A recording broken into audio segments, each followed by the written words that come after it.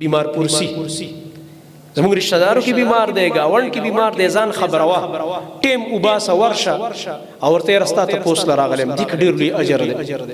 دا بیمار چې داسې مجبورې او د مجبور انسان دعا چې د ډیره قبلېږي د الله نبی فرمایلی د بیمار پرسي په فضیلت کې څومره پوری چې انسان وي د بیمار پرسي کې مصروف په لار رواني بیا غسر کې ناشتي بیا غسر یو څو خبرې د تسلی کړي دعا دی وکړه وای دا د سدل کسته چې د جنت په میوه کې سریږي او ګرځي دا د جنتیانو صفت دی د کمزورو خلکو د بیمارانو ته پوسونه کوي دا خولي صفت بل د مسلمان جنازې ته حاضرېږي چې ټیم در سره عذر نو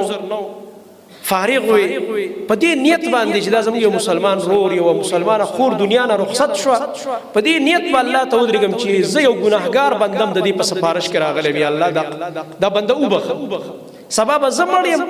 مال به نور رونه د قشان په دې جذبه راځي چې په ما بخه پکېږي او زما د بخنې سوال به الله رب العالمین ته کوي